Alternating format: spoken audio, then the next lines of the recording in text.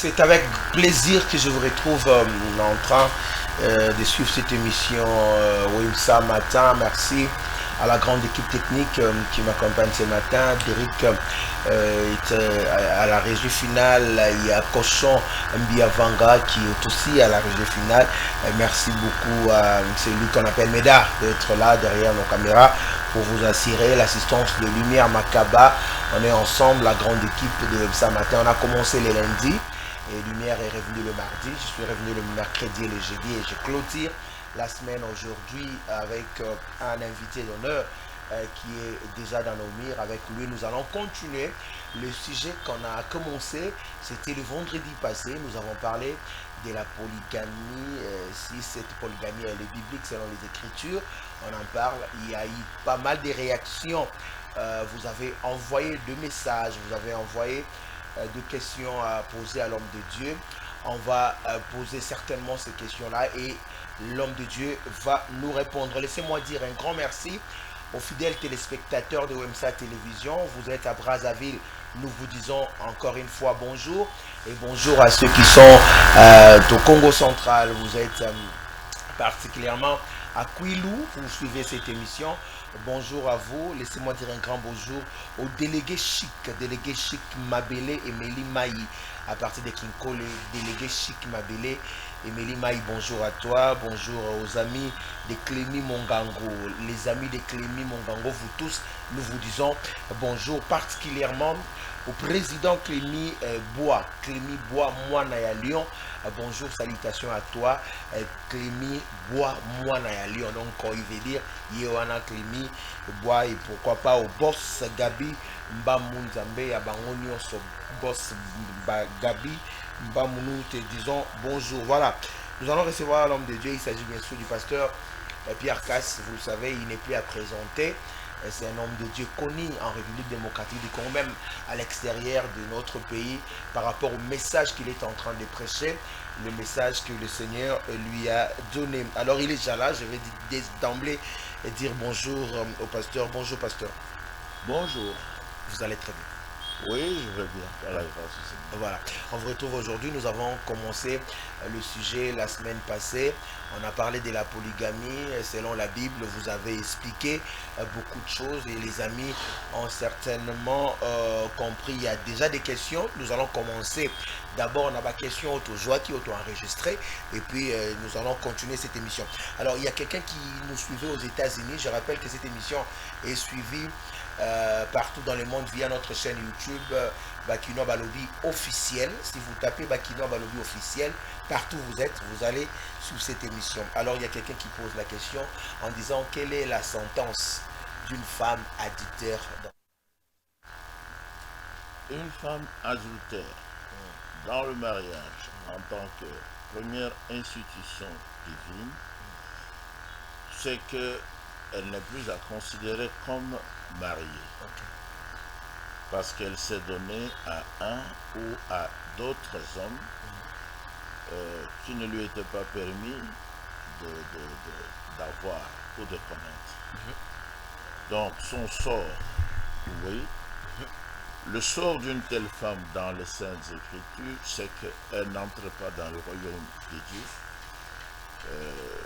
L'enfer lui sera réservé. Parce qu'elle a commis l'adultère. Oui, parce qu'elle a bafoué le commandement du Seigneur qui a interdit à une femme de commettre adultère. L'adultère ne se fait qu'en présence d'une femme déjà mariée. Donc une femme mariée n'a qu'un seul homme à connaître sur la terre, et c'est son mari. Comme pour l'Église, le mari est ainsi le premier et le dernier homme pour une femme mariée. L'Église aussi a son premier de tous les commandements, c'est celui de savoir que le Seigneur est un. On l'aime lui seul de tout notre cœur, toute notre âme, toute notre pensée. Il est le premier et il est le dernier. Se tourner vers un autre Seigneur, c'est commettre spirituellement adultère. Et les adultères ne peuvent pas entrer dans l'Église du Seigneur. Et finalement, pas au ciel, dans le royaume de Dieu. Voilà le sort qui est réservé bibliquement parlant, à toute femme qui a piétiné les 5 commandements du Seigneur pour le mariage. Voilà.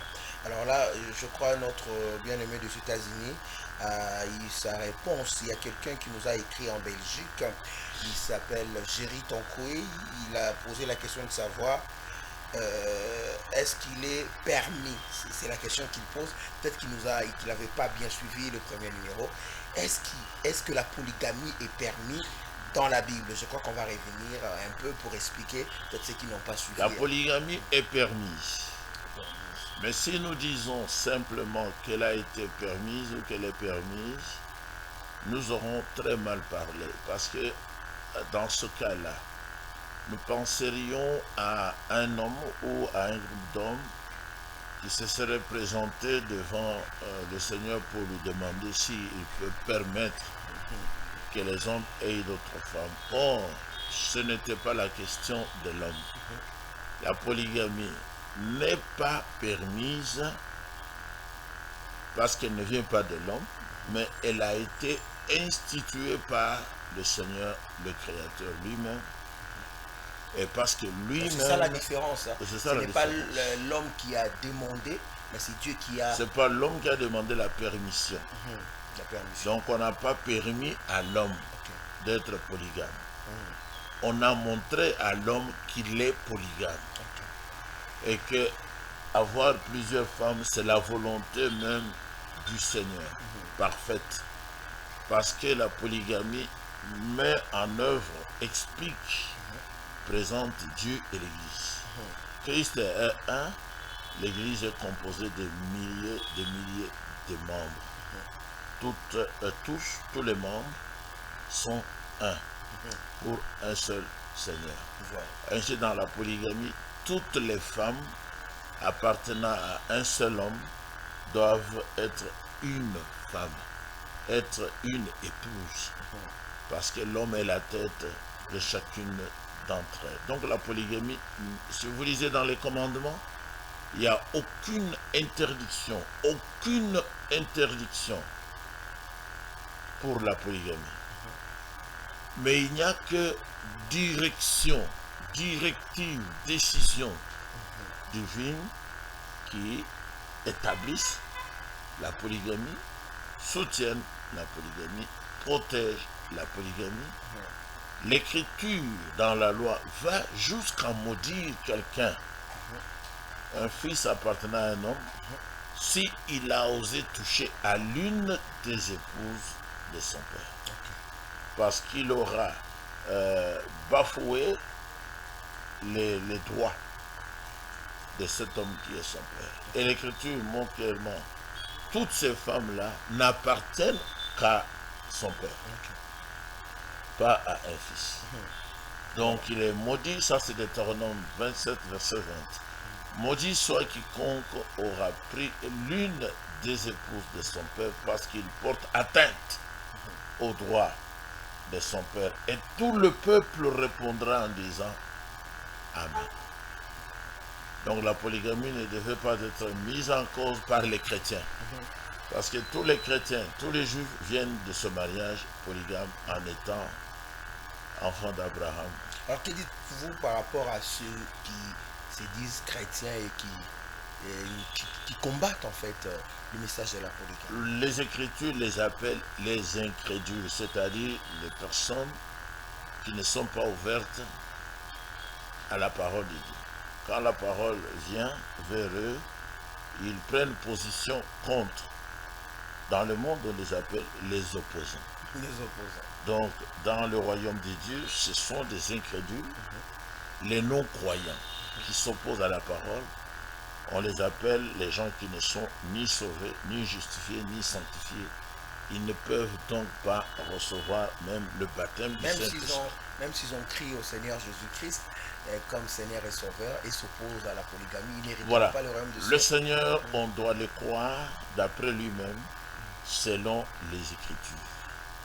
Il faut croire en Yeshua selon ce qu'en disent les Écritures. Et le Seigneur lui-même, il est l'ensemble des Écritures. Le Seigneur, c'est la Bible originale qui n'a pas été falsifiée. Au commencement était la parole était avec Elohim, et la parole était Elohim, et la parole a été faite chair. C'est ça Jésus-Christ. Mais si quelqu'un croit vaguement en Jésus-Christ, il ne sait pas à quoi il pense. Il ne sait pas à qui il croit. Il ne saura pas qu'est-ce qu'il faut croire, qu'est-ce qu'il ne faut pas croire. Celui-là, il aurait travaillé en vain. Alors, le Seigneur a donné cette parole que je donne à tous dans Matthieu 7, depuis le verset 21. Ceux qui me disent, Seigneur, Seigneur, ils l'appellent tous Seigneur, n'entreront pas dans le royaume de mon Père, sauf celui qui fait la volonté de mon Père. Donc, de mon Père. Confesser de Yeshua qu'il est le Seigneur, ça ne veut rien dire. Parce que même Satan aussi croit, selon le livre de Jacob, croit que Dieu existe. Il croit en Dieu. Mais il tremble au sujet du jugement. Ils ne peuvent pas croire la parole, mais il croit, et Satan croit, il a déjà vu Dieu, il le connaît. Ainsi, je disais que l'Écriture continue en précisant.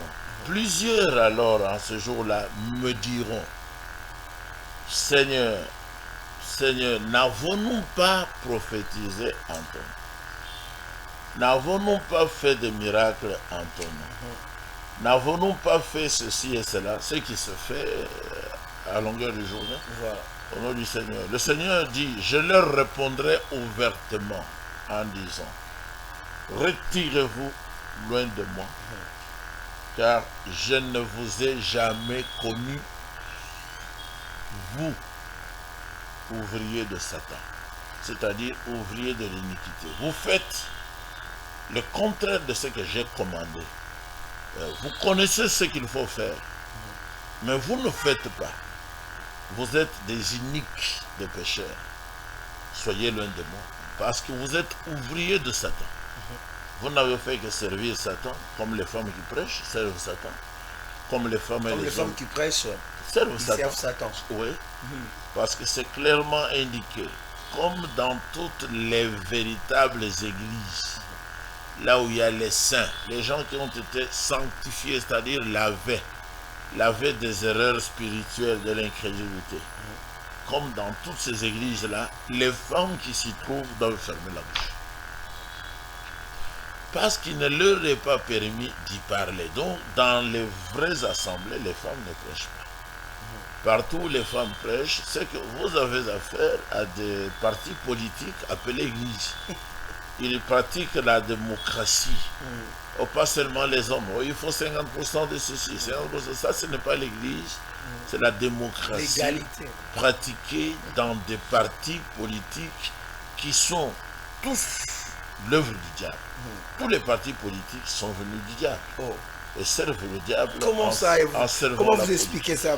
Bon, c'est pas notre sujet, mais c'est un peu d'expliquer. Parce que la politique ne vient pas de Dieu, la politique vient de Satan. Satan règne sur la terre à travers les politiciens qui dictent leurs lois, qui dictent leurs commandements, ainsi de suite. Mais les politiciens qui dirigent aussi les chrétiens. Qui font les votes. Et quand on fait les votes, c'est comme le disait Frère Barrier, le plus grand politicien, c'est celui qui sera voté. Donc, vous dites que les politiciens dirigent les chrétiens. Aucun chrétien véritable ne peut accepter la direction d'un politique. Parce qu'un politicien, il est politicien. Il ne peut pas avoir la capacité de servir un homme né de nouveau qui est spirituel, qui comprend mieux que lui. Non, mais c'est le chrétien qui devait diriger les politiciens, parce que les politiciens sont dans le terrain. Mais nous voyons dans des églises, il y a des hommes politiques, lorsqu'ils viennent, on leur donne... Dans les fausses églises. Dans des fausses églises. Ouais. Aucun, par exemple, dans notre église, dans notre assemblée, même si le président venait, c'est pour écouter la parole, pour adorer, payer aussi les dîmes et les offrandes, comme tout le monde, et à la fin, il sort, il va chez lui. Et il vient prier. On ne lui donnera pas la place pour prêcher parce qu'il n'est pas prédicateur. Voilà. Mais il viendra dans l'église pour apprendre comme tout le monde, qu'il apprenne que Dieu est un. Parce que jusque-là, il prie comme chez les catholiques où ils ont appris, au nom du Père, du Fils et du Saint-Esprit. On doit apprendre à tous, y compris le président. que Dieu est un. Et il n'était pas Dieu, c'est Elohim, pas Dieu. Dieu, ça veut dire l'œuvre façonnée par les hommes. Il la prendra Dieu, comme tous les autres. L'œuvre façonnée par les hommes. Pour l'adoration. Pour l'adoration. Ainsi, il y a beaucoup de dieux. Il y a l'argent, il y a les photos, il y a les femmes. Vous savez que nos musiciens ne chantent que les femmes. Les femmes sont leurs dieux ou leurs déesses. Voilà.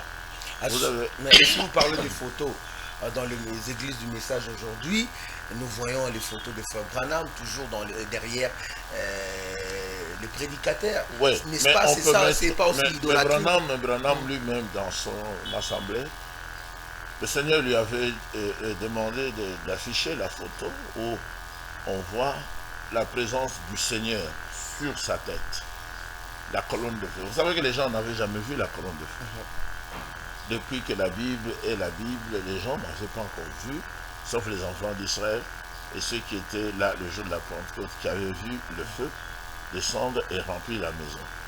Mais au temps de Frère Branham, Dieu et Elohim a accepté d'être photographiés dans la colonne de feu, dans la colonne de nuée, pour conduire l'église. Ainsi, si la photo a été affichée, ce n'est pas à cause de Branham.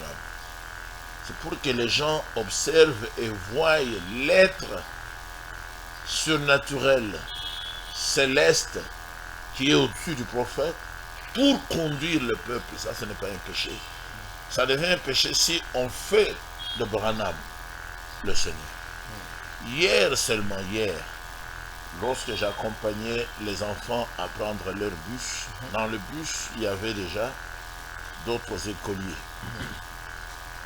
J'ai entendu une fille qui a crié étant dans la joie sur moi. Que William Branham te protège. J'ai dit Amen. Et puis quelque chose m'a dit, mais tu n'as pas bien capté.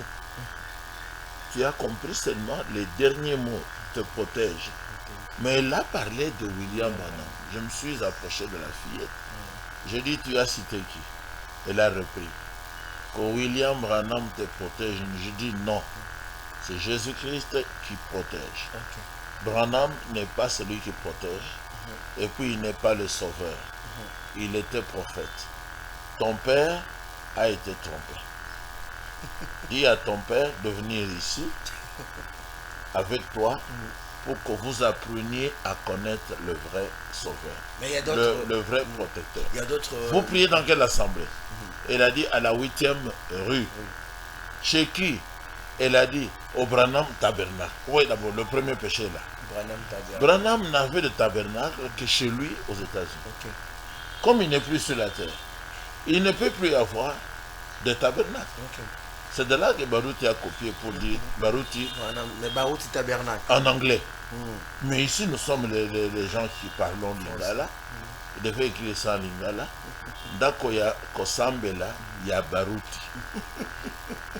Pourquoi il a écrit en anglais? S'il fallait traduire, c'est comme ça qu'il fallait traduire. Non, s'il était intelligent, il aurait écrit comme ça. Dako, il y a le Sambo, il y a Baruti, Kasongo. Pourquoi est-ce qu'il a écrit en anglais? Alors que les gens qui vont là-bas ne parlent pas l'anglais. Voilà. Baruti Tabernacle, c'est l'anglais. Donc on ne doit pas faire ça. Donc il fallait écrire Dako ya Rosambela, il y a Baruti Kasongo Mukelenge. Tout le monde lirait, tout le monde comprendrait, mais écrire Baruti Tabernacle, ça veut dire quoi? Non, ce sont des imitateurs charnels. Branham Tabernacle comme les. Sont de. Mais c'est à Riguiné, on croyait que Branham c'est Dieu. À Riguiné, quand on sortait les Baruti, les Mali et tous, ils ne croyaient pas que Branham avait fait des fautes dans les enseignements. Et qu'il pouvait aussi se tromper. Ils ont dit non, jusqu'aujourd'hui, ils croient que. Oh, mais on a écouté certains chantres aussi du message dire que le chemin du salut doit passer par le frère Branham. Non, ça c'est de l'idolâtrie. Ça c'est faire de quelqu'un un être créé, et faire de lui le sauveur ou le Seigneur. Ça c'est tout à fait abominable. C'est un péché qui ne sera jamais pardonné. Tous ceux qui adorent le nom de Branham se font baptiser au nom de Branham, appellent leurs assemblées du nom de Branham. Ils sont déjà passés de l'autre côté. Ce sont des idolâtres au même titre que les catholiques et les kimbanguistes. Ils ne peuvent pas être sauvés. Ça, c'est la preuve qu'ils ont été déchus de la grâce ne sont pas dans la présence de Dieu, le Seigneur les a déjà rejetés il y a longtemps. On ne peut pas mépriser le nom du Seigneur qui est le même hier, aujourd'hui, éternellement, pour le remplacer par le nom d'un mortel comme William Branham. Le nom de Branham signifie quoi? Nous qui croyons en lui comme prophète, Branham, c'est l'américain. Lui, il était métis. Le nom a été, je crois, irlandais ou quelque chose comme ça, parce qu'il est venu de deux parents des nations différentes. Donc, Branham, moi je n'ai jamais su la signification. Mais frère Branham nous a demandé de contrôler les significations originales de nos propres noms. Le mien, par exemple, c'est un nom qui signifie beaucoup de choses en tant que nom biblique. Il est toujours dans les Écritures collé au Seigneur. Le nom de Pierre. Non, le nom de Pierre, c'est Kepha. Ça, c'est venu de Yeshua, qui avait appelé Shimon, son disciple, de Kepha, c'est-à-dire une confession. Une personne qui a la parole, qui a confessé Kepha. Donc, on lui avait dit, toi, tu es Shimon, mais moi, tu seras appelé plus tard Kepha, c'est-à-dire rocher. Et sur ce rocher que toi, tu as trouvé, le rocher qui est Yeshua, je bâtirai mon église. Et vous connaissez aussi la signification du Kasambakana. Kasambakana vient du verbe Kusambakana en Luba. Cela signifie se rencontrer.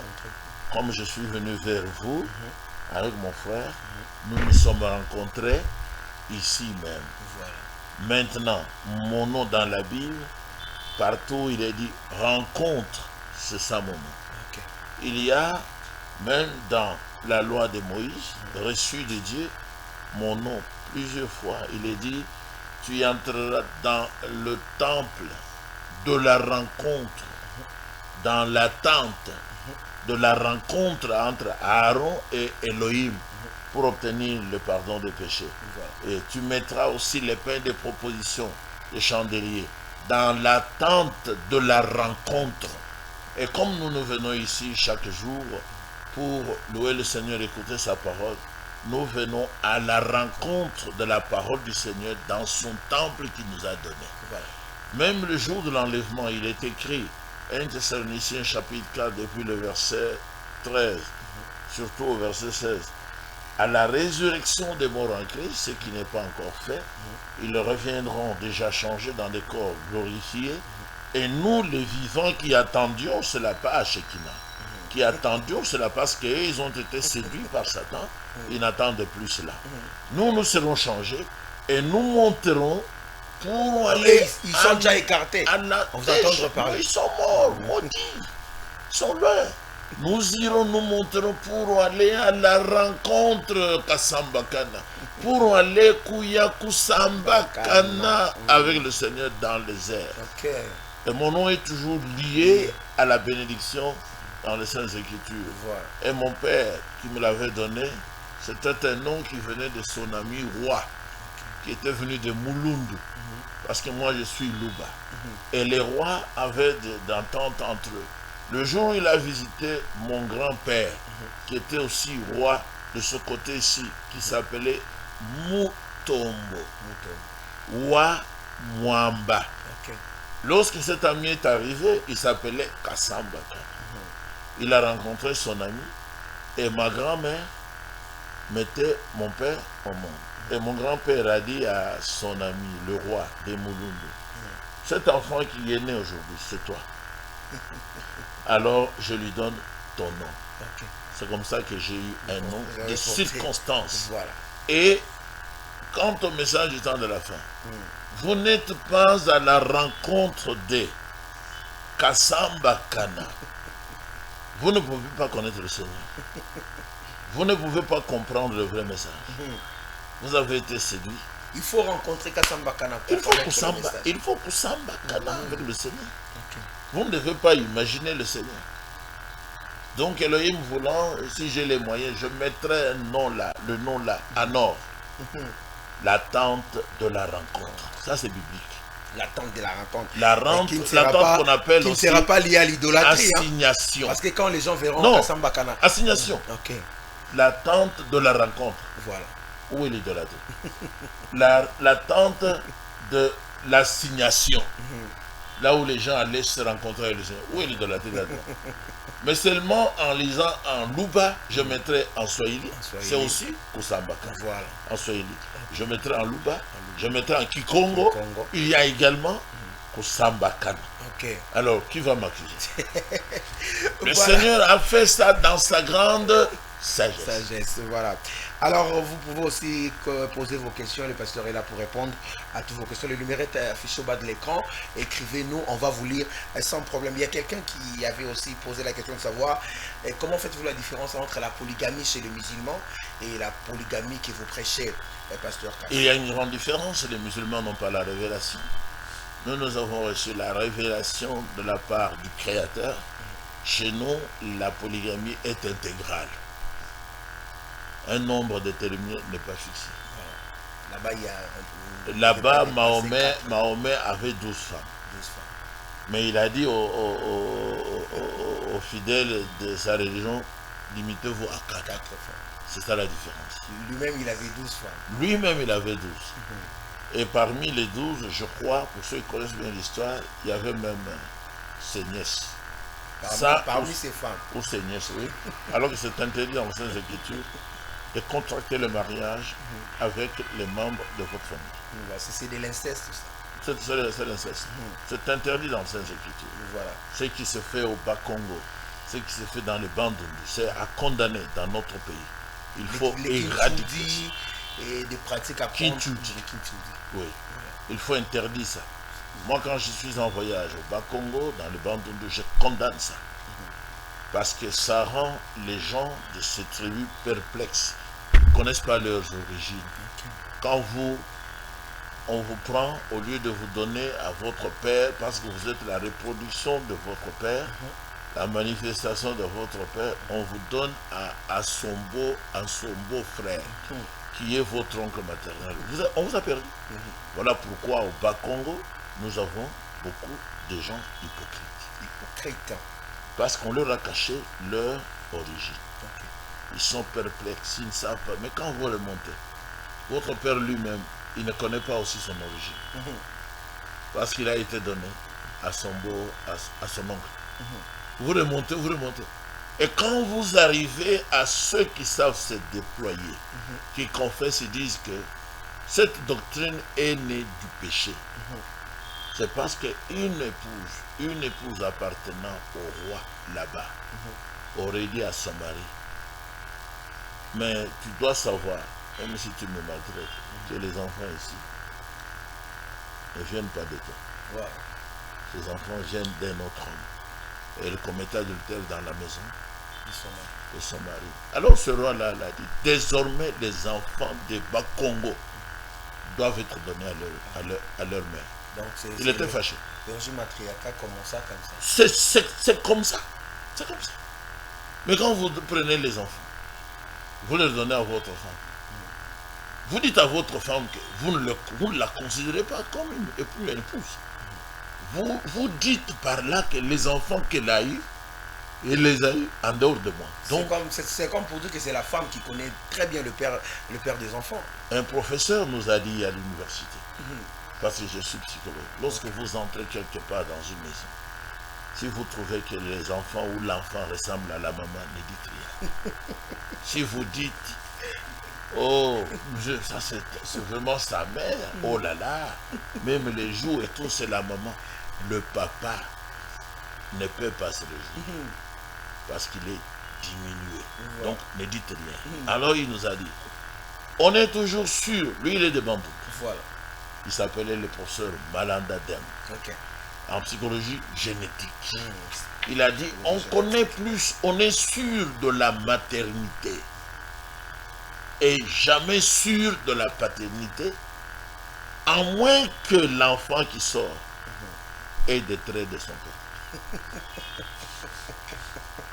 Là, ça dit tout. On est sûr de la maternité parce que c'est la maman qui va enfanter. Ok. Et c'est ce qu'elle avait dit quand elle a enfanté Caïn.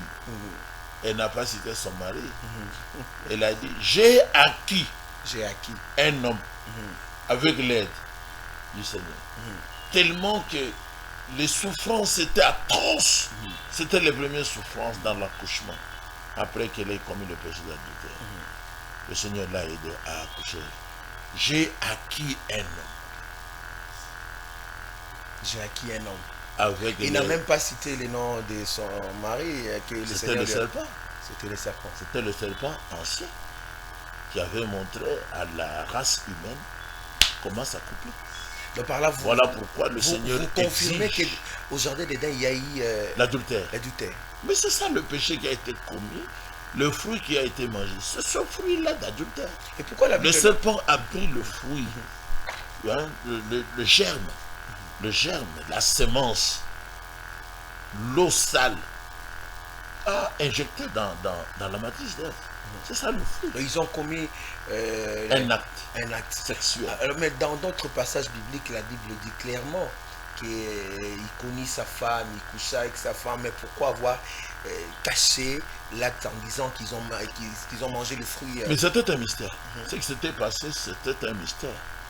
Un être animal, un pur animal, qui était le chaînon manquant entre le chimpanzé dans la croissance, dans la création, et l'homme. Donc il y a eu un être là qu'on ne retrouve plus sur la terre. Le chimpanzé, on voit, il ressemble à l'être humain. Ok. Mais il a des poils partout. Il ne peut pas rire. Même s'il riait, il faut avoir fait les études pour comprendre. Il n'a pas le langage. Mais on saute du chimpanzé, on est à l'homme. Alors il y a un être qui est un chaînon manquant entre lui, le chimpanzé, et l'homme. Et c'est le serpent ancien qui avait le langage, qui était même apparemment beau.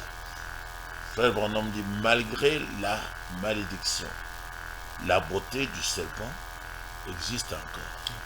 Vous pouvez être comme hypnotisé rien qu'en observant la beauté du serpent, alors qu'il vous visite pour vous tuer. Vous pouvez rester là, vous ne bougez pas. Mais on lui avait tiré les bras, le Seigneur lui avait dit, et les jambes, désormais tu marcheras sur ton ventre. Cela en dit plus. C'est qu'avant cette malédiction divine, il avait des pieds comme il se tenait debout. Et il parlait comme Adam, comme Ève. Ils ont parlé. Ils ont conversé. Adam ne savait pas s'accoupler avec sa femme. Il ne l'avait pas encore fait. Okay. Il ne savait pas. C'est pour ça que le Seigneur a dit à Adam, comment tu me dis aujourd'hui que tu es nu?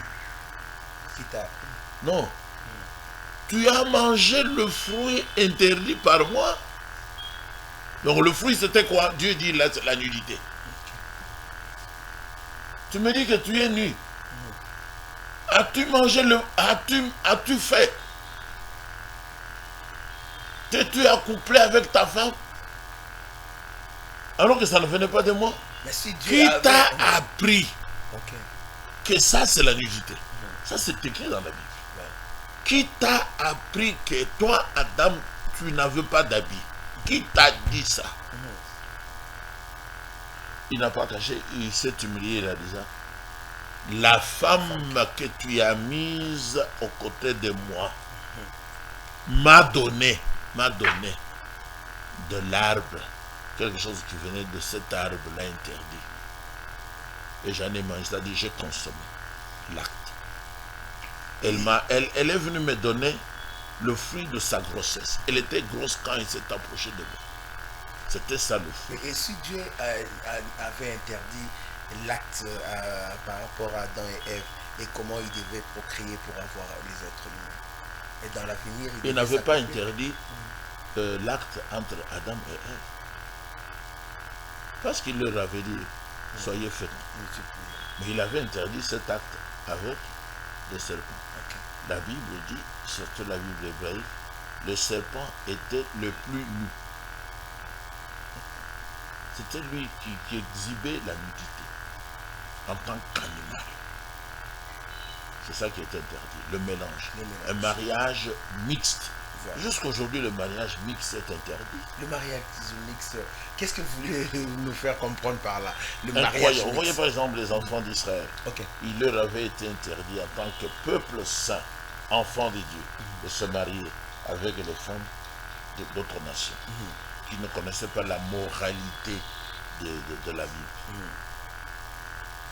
Et cela s'applique jusqu'aujourd'hui? Jusqu'aujourd'hui, le vrai croyant ne peut pas se marier avec les femmes catholiques, avec les femmes protestantes. Par exemple, moi, je ne peux pas entrer dans l'assemblée de 7 tonnerres chez Baruch et me marier.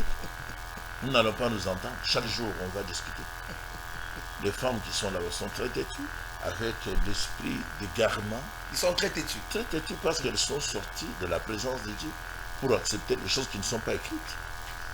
Voilà. Comment je peux m'accoupler dans la maison? Comment mon esprit peut s'ajuster à un esprit d'une femme qui croit aux choses qui n'existent pas?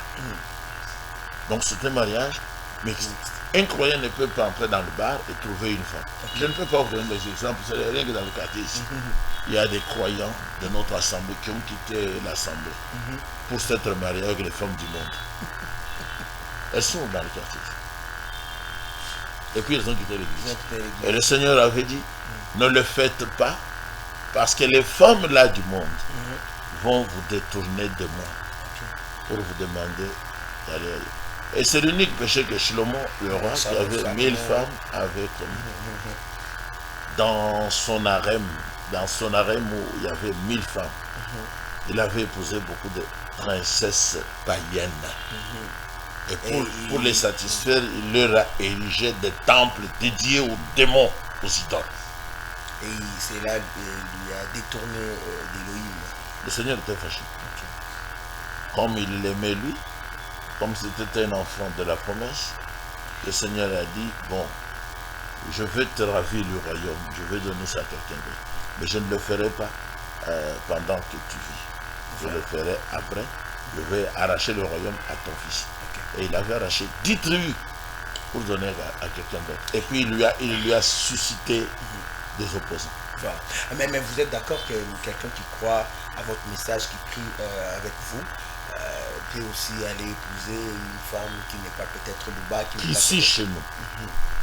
Non, il n'est pas, dans notre église, il n'est pas question d'être Louba. Je parle des autres tribus aussi. Nous sommes toutes tribus. Il y a Américains. Moi, j'ai des enfants qui sont en France, qui se marient avec des Françaises d'origine française. C'est ça. Mais je n'accepterai pas que mon fils quitte l'église pour aller se marier. Il y a un qui est en France, qui s'est marié avec une Américaine, qui est née ici, qui a grandi ici, qui vit en Amérique. Ils se sont mariés, ils ont l'enfant. Maintenant, il va quitter la France pour aller en Amérique. Un autre a eu aussi une fillette française, parce qu'elle est née en France. Sa mère est française. Nous acceptons ça. Et ils sont dans le message. Oui, dans l'église.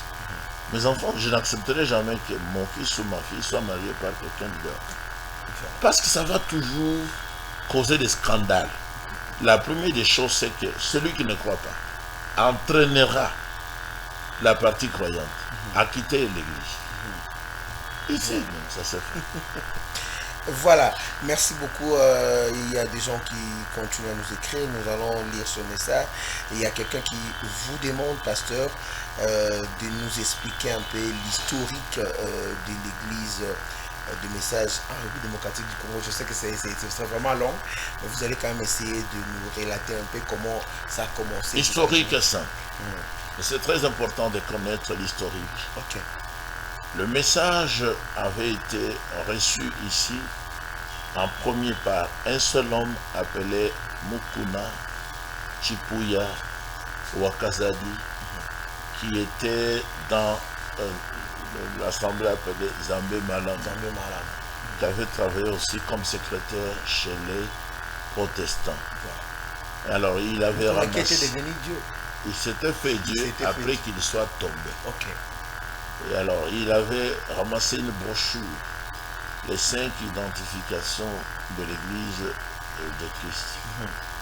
Alors, il avait trouvé la brochure depuis le Burundi, à Bujumbura. Il avait amené la brochure ici. Il a répertorié l'adresse qui était à la dernière couverture. Il a envoyé la lettre en Europe auprès de Alexis Barlier et de Wolfgang qui avaient édité la brochure reprenant les prédications du prophète Branham.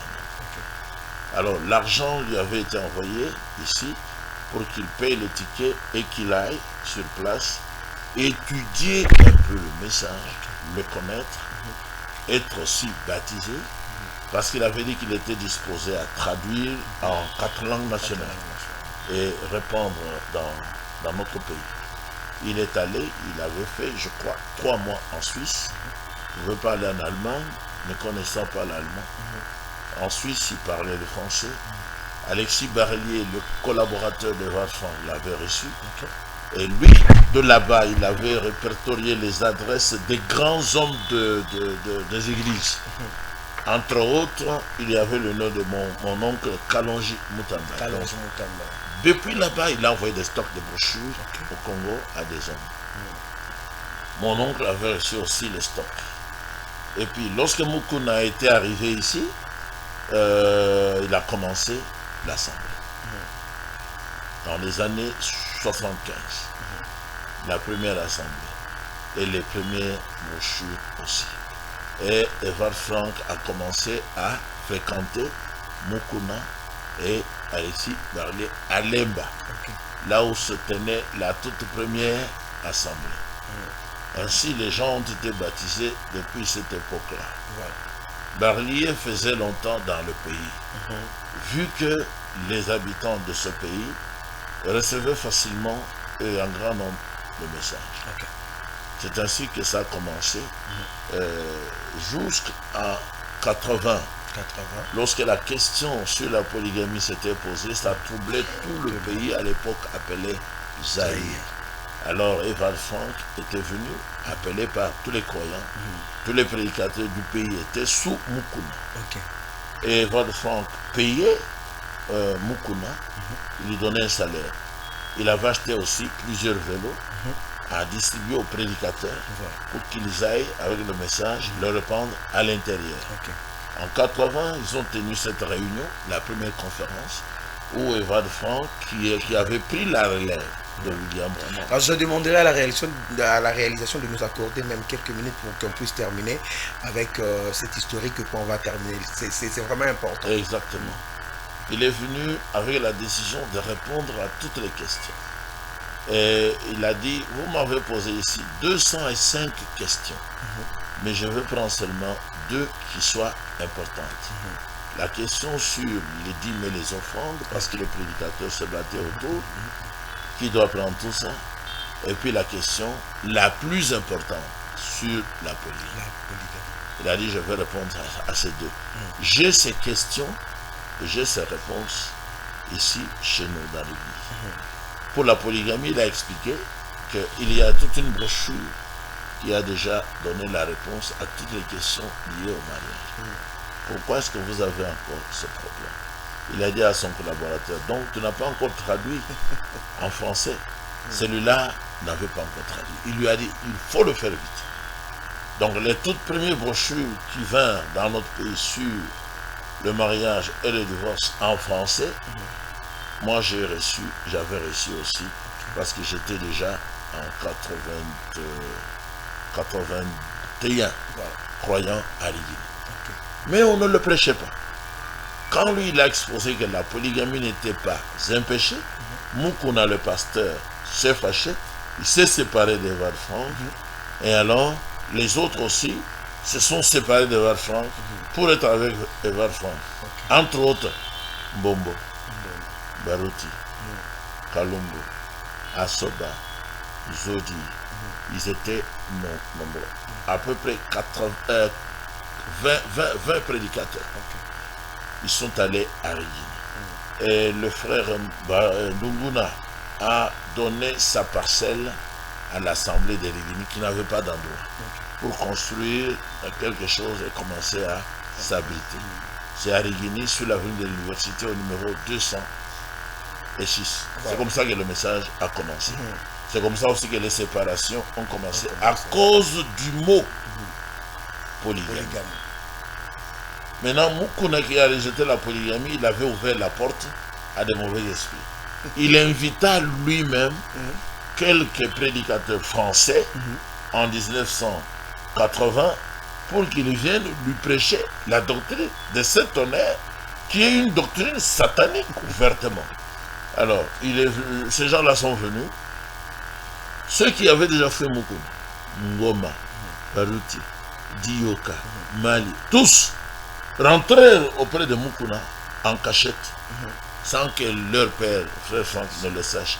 Ils se sont assis dans la maison. Ils ont écouté ensemble, le même jour, au même endroit, un enseignement satanique sur les 7 tonnerres. Ils ont gardé ça dans leur cœur. Ils sont rentrés à l'église. Mais ils ne savaient pas comment apporter ça. Voilà. À cause de la présence de frère Franck qui ne croyait pas et de frère Balé qui ne croyaient pas à ces enseignements qu'on ne trouve pas dans la Bible. Voilà. Jusqu'au moment où ils nous ont chassés, nous. Parce que nous soutenions que c'est frère Franck qui est l'évêque général, qui a pris la relève après le prophète Branham. J'ai apporté les documents, même prochainement on va en parler. Voilà. Il fallait nous exclure des Rigini et puis se distancer à travers les voies de Franck pour rester libre et prôner la doctrine diabolique c'est très important de 7 tonnerres. Là, nous sommes déjà en 84. Voilà, alors d'autres assemblées ont commencé à sortir pour fuir la mort de l'Église. Voilà, maintenant, la prochaine fois, on va commencer par là pour relayer en fait l'histoire. Mais avant de nous séparer, j'aimerais quand même que le pasteur dise un mot, simplement parce qu'on va déjà se quitter. Vous pouvez tenir le micro, voilà, parce que voilà, merci beaucoup. Un mot et puis saluer le peuple de Dieu. Oui, je salue tout le monde. Vous avez suivi les pasteurs et il vous a présenté la parole. C'est à vous de choisir la parole de Dieu ou bien de choisir tout ce que vous voulez. Mais la voix de Dieu est là. C'est à vous de faire votre choix. Vous êtes à Guémena, c'est ça? Oui, je suis pasteur de l'église primitive à Guémena. Ça se passe bien là-bas? Oui, la parole de Dieu est là. Nous sommes là-bas pour chasser et suivre partout là où on a prêché ces fausses doctrines. C'est pourquoi nous sommes déplacés pour contrer et montrer aussi aux frères de Guémena. Pour